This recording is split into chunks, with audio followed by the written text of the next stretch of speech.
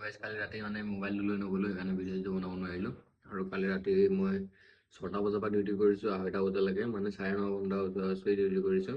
আৰু 9.5 ঘণ্টা ওচৰা-ওচৰি ডিউটি কৰি মই 1650 টকা ইনকাম কৰিছোঁ উইথাউট বৰষুণ, মানে বৰষুণ নিদিয়াকৈ একো চাৰ্জ নোপোৱাকৈ মই সিমানটো টকা ইনকাম কৰিছোঁ। কালি অৰ্ডাৰ মানে বহুতেই মজা আছিলে, বহুতেই ভাল আছিলে, চব 100 ওপৰতে বুলি ক'ব পাৰি অৰ্ডাৰ।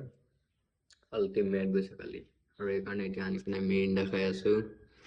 শুই উঠিছোঁ এতিয়া, প্ৰায় বাজি গ'ল 1:45। 1:45 হৈ গ'ল। তো ইনকামটো সিমানে আপোনাক দেখাই আছোঁ ৰ'ব। তো কালি ৰাতি ইনকাম এইটো 2টাৰ পৰা 39 মিনিট ডেলিভাৰ কৰোঁ লিখা মানে 2.5 ঘণ্টাত 480 টকা। আৰু আগবেলাত 1182 টকা 5 ঘণ্টা 50 মিনিটত, মানে 6 ঘণ্টা। 6টা মাৰিছোঁ যেতিয়া 6 ঘণ্টা হ'ব। 6 ঘণ্টাত 1182 টকা। ইনচেণ্টিভ পাইছোঁ 315 টকা। আৰু এইফালে 443। এতিয়া মই প্লাছ কৰি দেখাই দিছোঁ আপোনালোকক।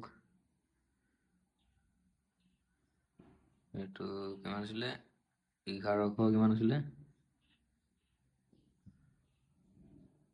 1182 টকা। 1182 প্লাছ 400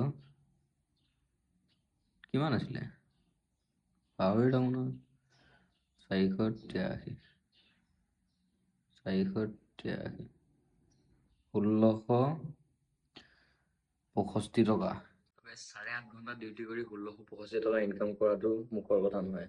মানে বেলেগ কাম কৰিলে মানে মুখৰ কথা নহয়, কিন্তু জমেটো কৰিলে মানে এইটো সম্ভৱ হয়। তো 8.5 ঘণ্টা ডিউটি কৰি 1665 টকা ইনকাম কৰাটো তেনেকৈ ডেইলি হ'লেতো কথাই নাছিলে।